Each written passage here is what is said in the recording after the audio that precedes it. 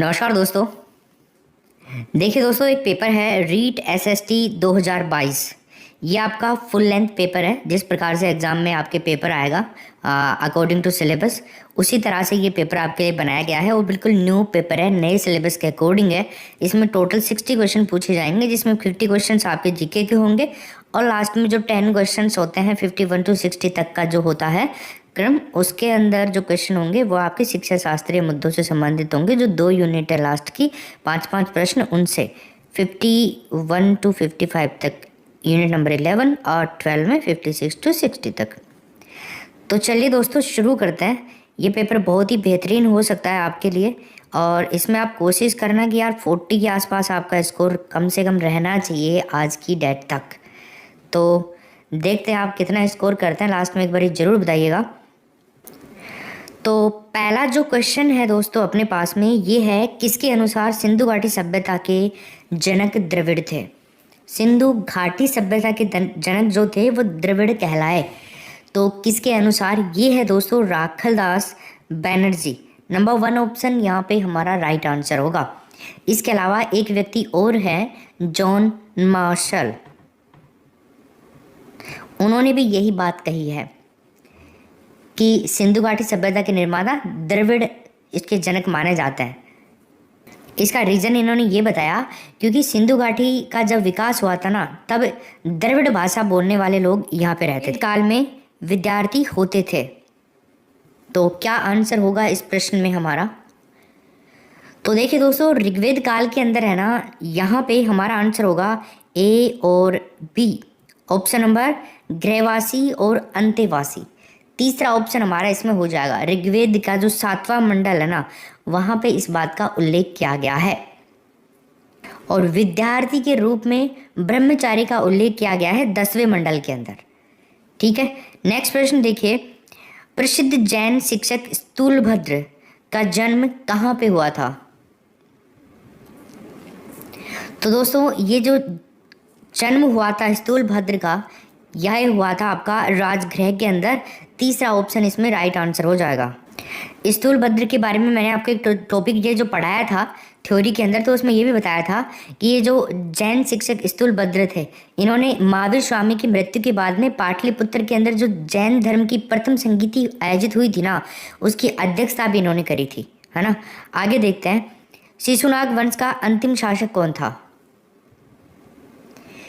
तो यार दोस्तों देखो, शिशुनाग जो वंश था ना, इसका अंतिम शासक जो था महानंदिन के बारे में मैंने तुम्हें बताया था। उसी को नंदीवर्धन भी कहा जाता है। तो नंदीवर्धन कर दो, या फिर अगर महानंदिन आए ना तो आप वो कर दीजिएगा। जो भी आपको आए, एक ही बात है, एक ही व्यक्ति था। तो इसके बाद में क्या था ना, शिशुनाग वंश का अंत हो गया था और नए वंश किसकी, नंद वंश की स्थापना हुई थी। उसके बाद में मौर्य वंश की स्थापना होती है। ये हम सब कुछ पढ़ चुके हैं। अगला प्रश्न देखिए, कर्नाटक प्रदेश में मौर्य साम्राज्य किसके शासनकाल में फैला? 5वें नंबर के प्रश्न में दोस्तों आपको आंसर बताना है। चंद्रगुप्त, बिंदुसार, अशोक और दशरथ। तो माय डियर फ्रेंड्स, यहाँ पर जो अपना आंसर होगा ना, वो होगा चंद्रगुप्त। पहला ऑप्शन इस प्रश्न में सही हो जाएगा। देखिए, मौर्य शासक चंद्रगुप्त मौर्य ने है ना, मौर्य के शासनकाल में मौर्य साम्राज्य की जो विस्तार था वो कर्नाटक में हुआ। इसके बारे में ये कहा जाता है कि चंद्रगुप्त मौर्य का जो साम्राज्य था ना, वो चारों दिशाओं में बहुत बड़ा फैला हुआ था। तो उत्तर के अंदर तो ऐसा माना जाता है कि ईरान तक इसका शासन हुआ करता था। और दोस्तों अगर दक्षिण की बात करें ना, तो जो उत्तरी कर्नाटक था ना, उत्तरी कर्नाटक, वहाँ तक इसका शासन हुआ करता था। और अगर पूछे आपसे कि पूर्व में कहाँ तक हुआ करता था, तो दोस्तों पूर्वी जो इसका शासन था वो मगध एंड जो 16 जम्हाज जनपद थे ना उस टाइम में, उस टाइम की बात है। और पश्चिम के अंदर सौराष्ट्र, ये इसका बहुत बड़ा शासन हुआ करता था। ऐसे उत्तर, दक्षिण, पूर्व और पश्चिम। आगे चलते हैं। अगला प्रश्न है, फायान के यात्री विवरण का नाम बताइए। 6 नंबर के प्रश्न में क्या उत्तर होगा? फायान का जो यात्रा विवरण था, जिसने यात्रा करी थी, उसके बारे में बताना है। तो क्या है वो? फो क्यों की। तीसरा ऑप्शन हो जाएगा। देखिए हिनसोंग है ना, वो इसके बारे में भी लिखता है। सीयू की के अंदर भी इसका विवरण हमें मिलता है, जो कि हर्षवर्धन के समय भारत में आया था ये। अगला प्रश्न देखिए, क्वेश्चन नंबर 7। किस काल के मंदिर की वास्तुकला में सबसे पहले गंगा और यमुना की आकृतियां आती हैं? क्या आंसर होगा इस प्रश्न में? तो यहाँ पे आंसर होगा गुप्त। ठीक है। 8वां प्रश्न है, इनमें से किस चोल शासक की उपाधि गंगेकोंड थी?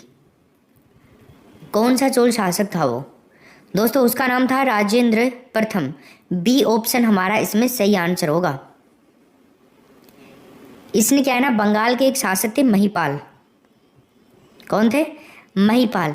उनके ऊपर विजय प्राप्त की थी और उसी के उपलक्ष्य में गंगेकोंड चोल की उपाधि इनको दी गई थी। ये चोल वंश का काफ़ी महान शासक हुआ करता था अपने टाइम में। इसके शासनकाल को चोलों का स्वर्णिम काल माना जाता है।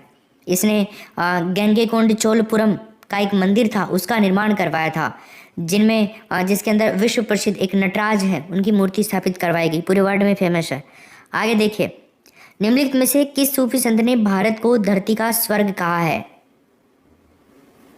बाबा फरीद, शेख सलीम, अमीर खुसरो और कुतुबुद्दीन ऐबक। देखो यहाँ पे अमीर खुसरो हम सही उत्तर करेंगे इस प्रश्न का।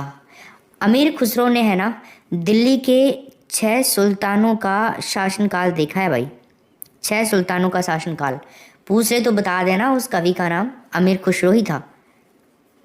एक पुस्तक थी तूती ए हिंद। तूती ए हिंद। आप कहोगे सर इसका क्या मतलब होता है? इसका मतलब होता है भारत का तोता। इसके नाम से जाना जाता था इनको। अमीर खुसरो ने खड़ी बोली के विकास के ऊपर ज़्यादा भूमिका निभाई थी, काम किया था। अकबर ने गाजी की उपाधि किस युद्ध के बाद में धारण की थी? गाजी की उपाधि दोस्तों ये था पानीपत का सेकंड वॉर। बी ऑप्शन हमारा इसमें सही उत्तर हो जाएगा।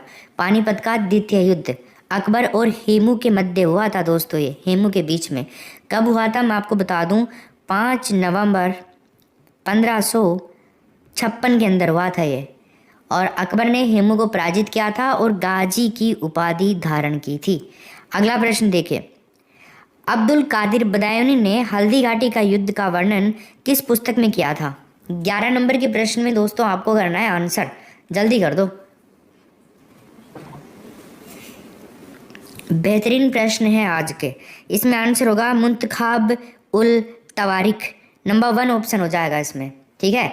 हल्दी घाटी के युद्ध में मुगल इतिहासकार बदायूनी ने भी ये खुद भी मतलब मुगल सेना के साथ में था, जिसने इस युद्ध का आंखों देखा, जिसको हम कह सकते हैं ना सजीव चित्रण किया था इसकी पुस्तक मुंतखाब उल तवारिक के अंदर। नेक्स्ट प्रश्न देखिए, निम्नलिखित में से किस शासक ने वकील का पद समाप्त किया था? 12 नंबर के प्रश्न में वकील का पद समाप्त करने वाले व्यक्ति का नाम था दोस्तों शाहजहां। तीसरा ऑप्शन हमारा इस प्रश्न का सही उत्तर हो जाएगा। देखो इसको उस टाइम में क्या कहा जाता था, वकील के पद को? वकील के पद को वजीर ए आला कहते थे, है ना, सुनते हैं ना अपन वजीर ए आला। कई सीरियल वगैरह देखते हैं अपन, मूवी वगैरह, पुराने जो हिस्टोरिकल मूवीज होती हैं उनमें वजीर ए आला नाम मिलता है। अकबर ने क्या है ना अपने शासनकाल के अंदर 8 सालों तक वकील के एकाधिकार को समाप्त करने के लिए दीवान नामक एक पद बनाया था, जिसको मतलब राजस्व संबंधी जो कार्य होते थे ना वो सौंप दिए थे। शाहजहां का जो टाइम पीरियड था, शाहजहां के टाइम पीरियड में वकील का पद समाप्त हो गया था और दीवान जो होता था ना उसको वजीर आजम कहा जाने लगा था। आला की जगह आजम लगा दिया फिर। ठीक, चलिए आगे देखते हैं। अगला प्रश्न है, भारतीय संविधान गणतंत्रीय है क्योंकि? बताइए क्या कारण है इसके पीछे? तो फ्रेंड्स भारत का संविधान है ये गणतंत्रीय क्यों है? क्योंकि कोई भी वंशानुगत तत्व नहीं होता है। बाप राजा है तो बाप का बेटा ही राजा बनेगा, ऐसा कुछ नहीं है यहाँ पे। ठीक है, भारत में वंश परंपरा से कोई शासक नहीं बन सकता है और राज्य के सभी राजनीतिक प्राधिकारी होते हैं प्रत्यक्ष या फिर परोक्ष रूप से जनता के ही द्वारा चुने जाते हैं। और भारत में अमेरिका की तरह ही गणराज्य है। नेक्स्ट प्रश्न देखिए, देश में प्रतिवर्ष राष्ट्रीय मतदाता दिवस कब मनाया जाता है? दोस्तों देश के अंदर जो राष्ट्रीय मतदाता दिवस है ये मनाया जाता है 25 जनवरी को। तीसरा ऑप्शन हमारा इस प्रश्न में सही होगा। भारत का जो निर्वाचन आयोग है उसका गठन भारतीय संविधान के लागू होने से एक दिन पहले हुआ था, कब? 25 जनवरी 1950 को। इसी कारण ये दिवस मनाया जाता है। महत्वपूर्ण है मतदाता दिवस भारत के प्रत्येक नागरिक के लिए। निम्न में से किससे निर्धारित होता है कि भारत का संविधान परिसंघीय है? परिसंघीय ऐसा किससे निर्धारित होता है? 15 नंबर का प्रश्न है।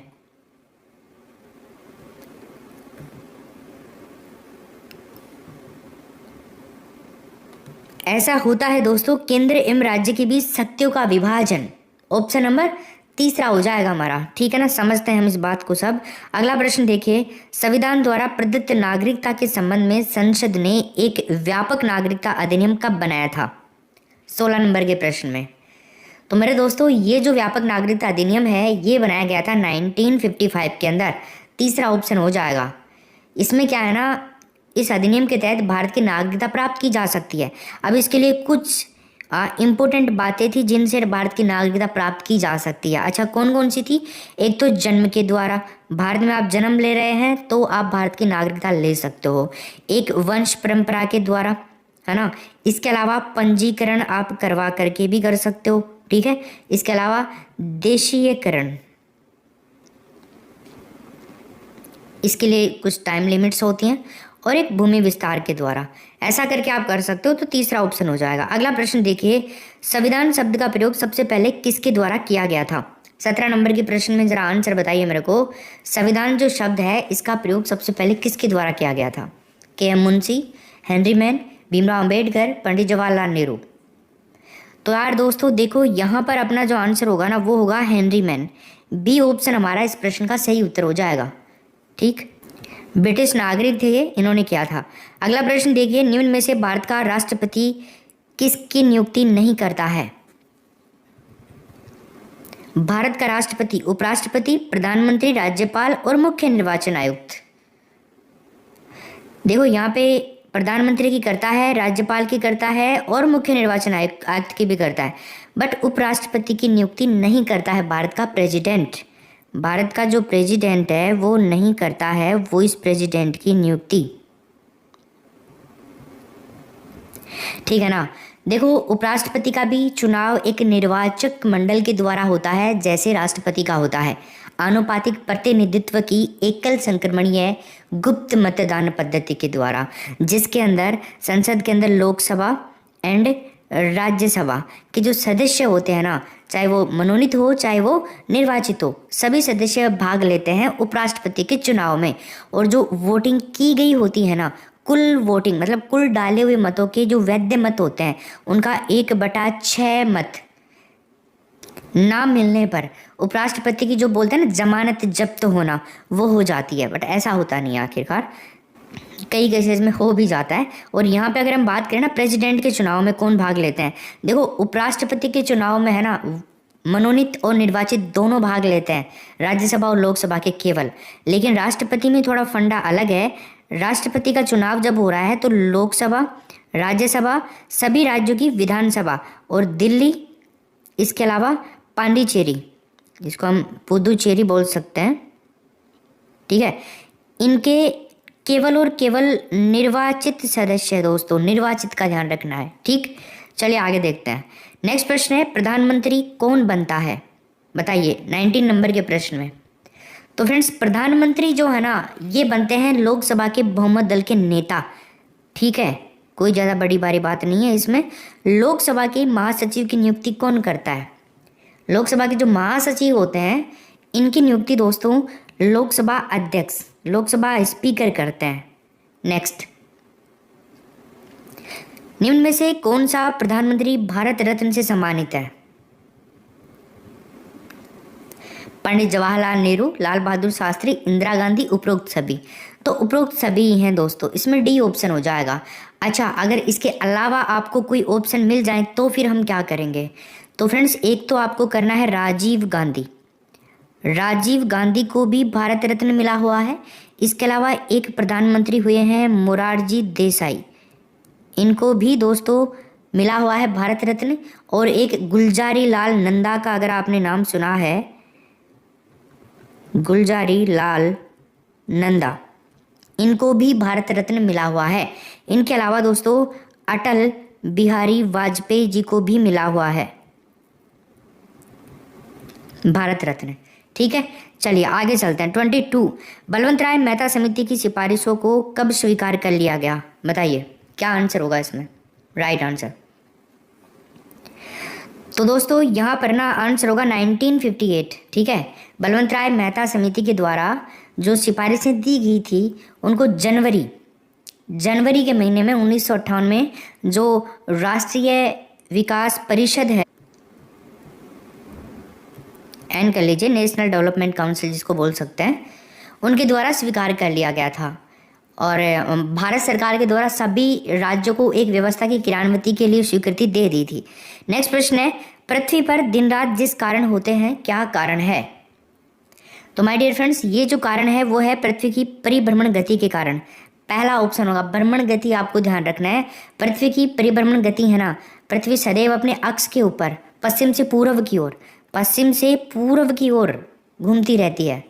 24 आवर्स में वो एक चक्कर पूरा करती है, जिसको पृथ्वी का घूर्णन भी कहा जाता है। परिभ्रमण गति के रीजन क्या होते हैं? दिन और रात बनते हैं। समुद्र में ज्वार भाटे आते हैं, पवन और समुद्र की धारा में परिवर्तन होता है। अगला देखिए, पृथ्वी की सतह से सबसे दूर वातावरणीय परत को क्या कहते हैं? तो मेरे दोस्तों इसको कहा जाता है बहिर्मंडल। तीसरा ऑप्शन इसमें राइट आंसर हो जाएगा। बहिर्मंडल कह दीजिए या चुंबकीय मंडल भी इसको कहा जाता है।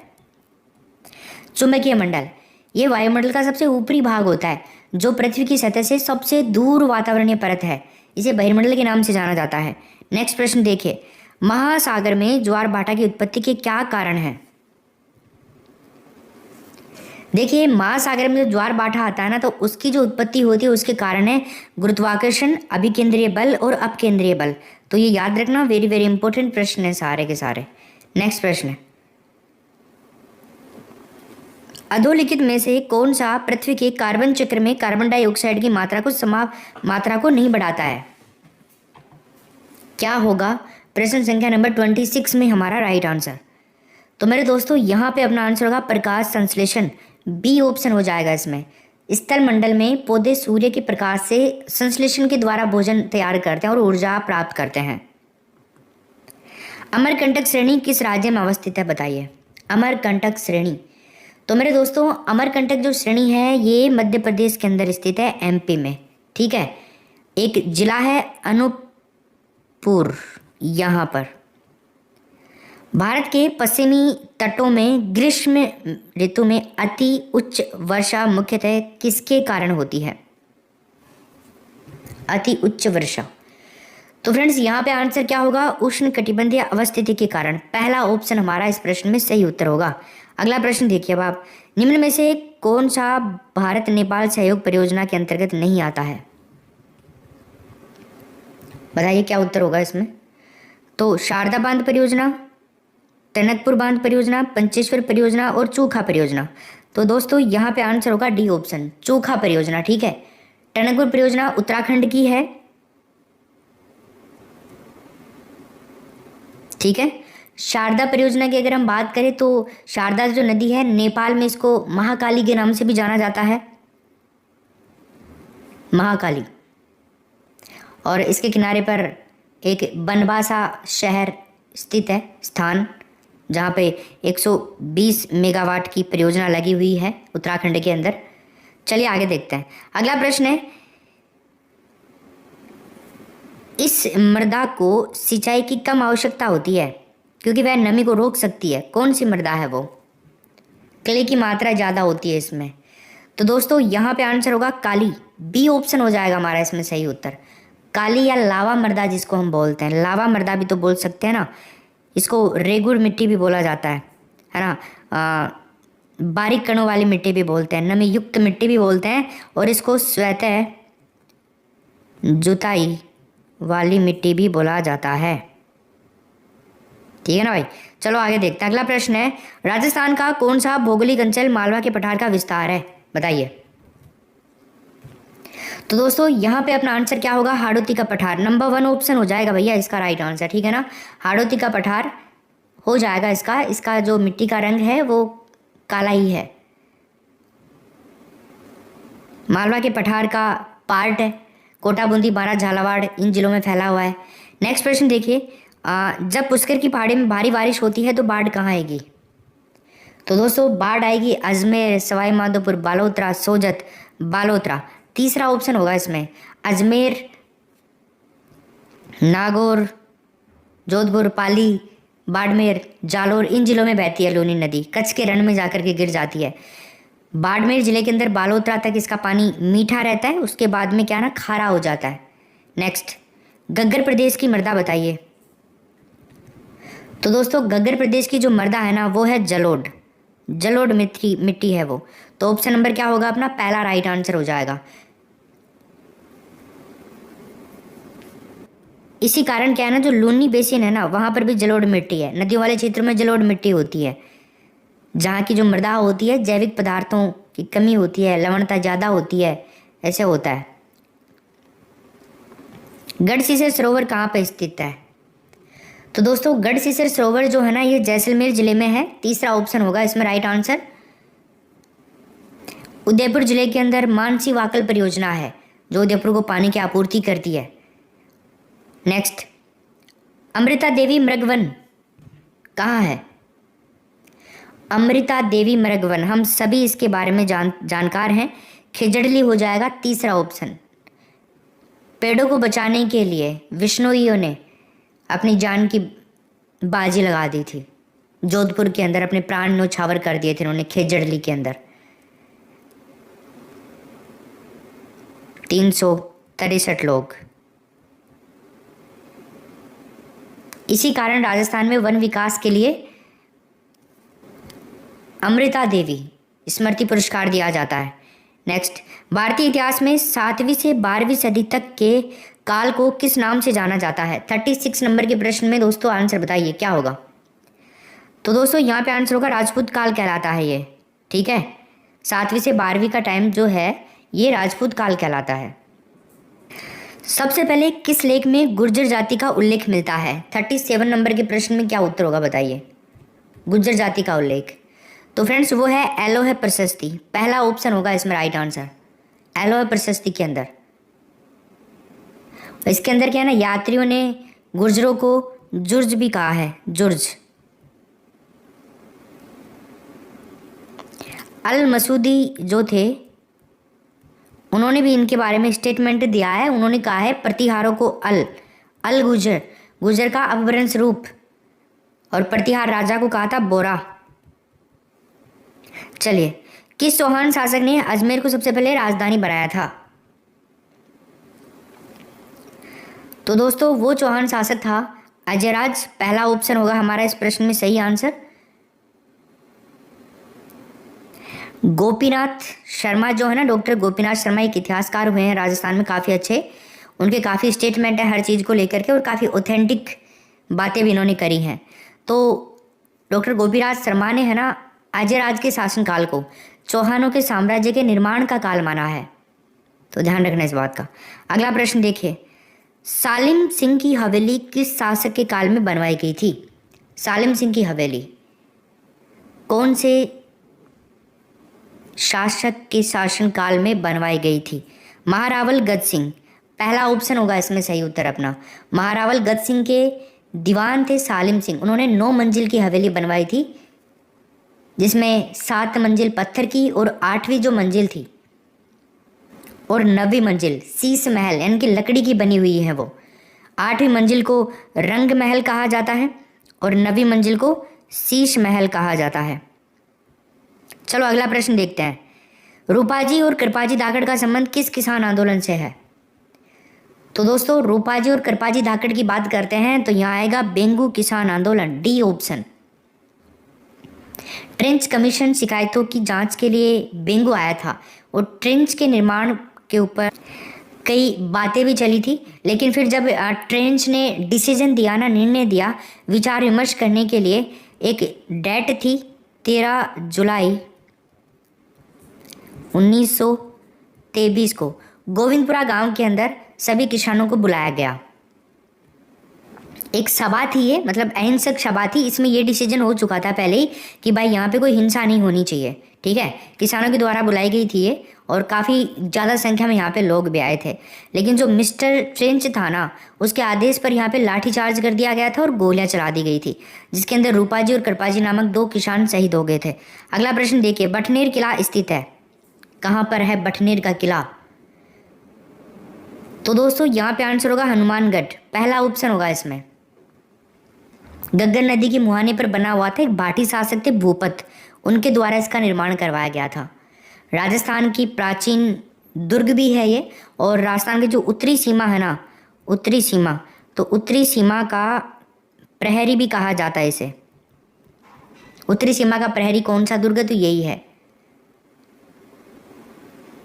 सर्वाधिक विदेशी आक्रमण भी इसी दुर्ग पर हुए। जल महल का निर्माण किसके द्वारा करवाया गया था? 42 नंबर के प्रश्न में आंसर देना है। तो फ्रेंड्स यहाँ पर आएगा मानसिंह, बी ऑप्शन करेक्ट करेंगे इसमें हम। मानसागर झील का भी निर्माण करवाया था इन्होंने वैसे। अगला प्रश्न देखिए, कौन सा मंदिर खजुराहो के सम्मान काम क्रीड़ाओं के चित्रण के कारण राजस्थान का खजुराहो कहलाता है? क्या उत्तर होगा इसमें? तो दोस्तों इसमें उत्तर होगा किराड़ू मंदिर, बी ऑप्शन हमारा राइट आंसर। किराड़ू के जो मंदिर हैं बाड़मेर जिले में है। नेक्स्ट प्रश्न है, वैशाख शुक्ल तृतीया और श्रावण कृष्ण पंचमी को कौन से त्योहार आते हैं? बताइए क्या उत्तर होगा इसमें? तो दोस्तों यहाँ पे होगा आखा तीज और नाग पंचमी। ठीक है, आखा तीज और नाग पंचमी इसका राइट आंसर हो जाएगा। अक्षय तृतीया भी बोलते हैं। इसी दिन राजस्थान में सर्वाधिक बाल विवाह होते हैं। जोधपुर में नाग पंचमी का मेला लगता है। राजस्थान के लोक नृत्य एवं उसके प्रचलन क्षेत्र के संबंध में निम्न में से कौन सा युग्म सही नहीं है?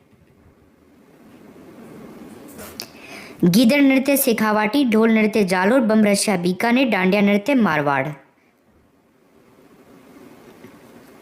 देखो भाई यहाँ पे उत्तर होगा तीसरा ऑप्शन, गीदड़ तो शेखावाटी में ही होता है, ढोल नृत्य जालोर, डांडिया मारवाड़। देखो बम रशिया जो नृत्य है ना, ये अलवर और भरतपुर के जो एरियाज है यहाँ पे इस क्षेत्र में होता है। इसे 2 आदिम बड़े डंडों की सहायता से बजाया जाता है, और नर्तक होते हैं रंग बिरंगे फूल वूल लगा करके, पंख वंख लगा करके, लकड़ी के हाथों के ऊपर कुछ प्लेट वलेट करके उछलते हैं। मतलब कई तरह के काम होते हैं, खैर चलते हैं। होली के अवसर पर सालिम सिंह की हवेली किस शासक के काल में बनवाई गई थी? बताओ। महारावल गज सिंह के शासनकाल में। पहला ऑप्शन इस प्रश्न में आंसर हो जाएगा। महारावल गज सिंह के दीवान थे सालिम सिंह, उन्होंने 9 मंजिला हवेली बनवाई थी, जिसको 7 मंजिल, और अभी हमने बात कर ली थी, वैसे मैंने आपको बता दिया 8वीं को रंग महल, 9वीं को शीश महल। खैर आगे चलते हैं। अगला प्रश्न देखिए, 1857 की क्रांति के समय करौली का शासक कौन था? 47 में करौली का शासक था इस टाइम में मदन पाल। पहला ऑप्शन होगा इसमें, मदन पाल को बनाया गया था। 1857 की क्रांति में मदन पाल ने ब्रिटिश सरकार की सहायता के लिए एक सेना भेजी थी। इससे खुश होकर के मदन पाल को ब्रिटिश सरकार ने, है ना, GCSI की उपाधि प्रदान की थी। आप सोच रहे होंगे सर ये कैसी उपाधि है? Grand commander star of the India, नाम तो बड़ा तगड़ा लग रहा है ना। ये उपाधि दी थी, और मदन पाल के आग्रह पर ही, है ना, स्वामी दयानंद सरस्वती राजस्थान में पहली बार 1865 में आए थे भैया। आगे चलते हैं। नीमच के विद्रोह की तिथि बताइए, क्या तिथि को हुआ था नीमच विद्रोह? 3 जून 1857 का दिन था। नीमच छावनी के अंदर मोहम्मद अली बेग और हीरा सिंह के नेतृत्व में सैनिकों के द्वारा विद्रोह कर दिया गया था। नीमच छावनी राजस्थान के बाहर है, MP, नीमच MP के अंदर ही है। इसकी देख रेख है ना, मेवाड़ का पॉलिटिकल एजेंट था एक शावर्स, वो करता था इस छावनी की देख रेख। नेक्स्ट प्रश्न देखिए, भारत में राष्ट्रीय उपभोक्ता दिवस मनाया जाता है, कब मनाया जाता है भारत में राष्ट्रीय उपभोक्ता दिवस? तो फ्रेंड्स यहाँ पे आंसर होगा 24 दिसंबर को, तीसरा ऑप्शन राइट आंसर। ठीक है ना। नेक्स्ट प्रश्न देखिए, राष्ट्रीय आयोग की स्थापना करता है। 50 नंबर के प्रश्न में उत्तर बताओ भाई, क्या उत्तर होगा? राष्ट्रीय आयोग, तो दोस्तों यहाँ पे आंसर होगा केंद्र सरकार, नंबर 1 ऑप्शन हो जाएगा इसमें। कुल 5 सदस्य होते हैं इसमें। अध्यक्ष ऐसा व्यक्ति होता है इसका जो सर्वोच्च यानी कि उच्चतम न्यायालय के न्यायाधीश रह चुके हों। नेक्स्ट, शिक्षा को द्विध्रुवीय पद्धति किसने कहा? 51 में द्विध्रुवीय पद्धति एडम्स ने कहा है, डी ऑप्शन होगा इसमें। निम्न में से कौन सा ह्यूरिस्टिक विधि का सोपान नहीं है? ह्यूरिस्टिक विधि समय सीमा का निर्धारण करना, बी ऑप्शन। आप कहोगे सर ह्यूरिस्टिक विधि के सोपान कौन से होते हैं? यहाँ नहीं पूछ रहा है, इसका मतलब 3 तो आपके सामने हैं। समस्या का प्रस्ताव, परिकल्पना, परीक्षण। समस्या का प्रस्ताव जो है इसको आप प्रस्तुतिकरण भी बोल सकते हो, ठीक है। परिकल्पना और परीक्षण, इसके अलावा समय निर्धारण,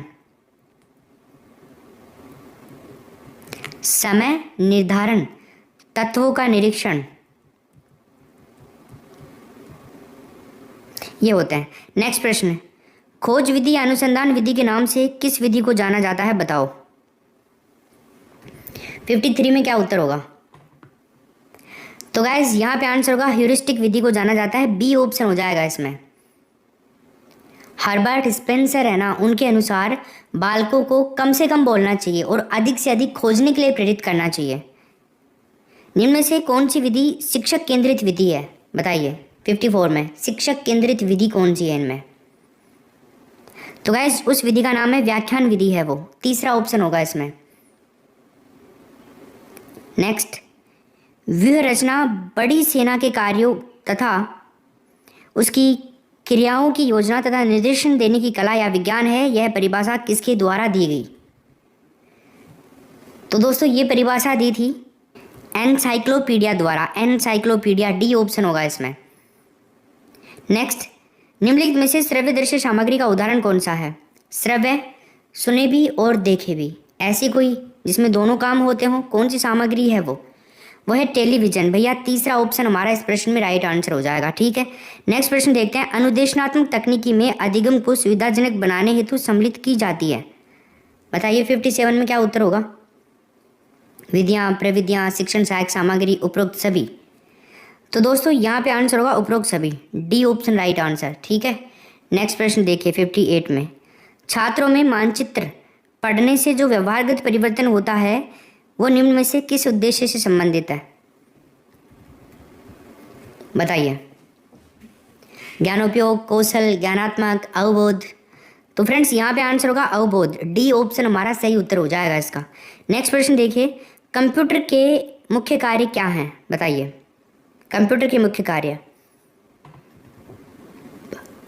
तो भैया देखो, प्रदत्त संकलन, प्रदत्त संचयन, प्रदत्त प्रोसेसिंग एंड उपरोक्त सभी।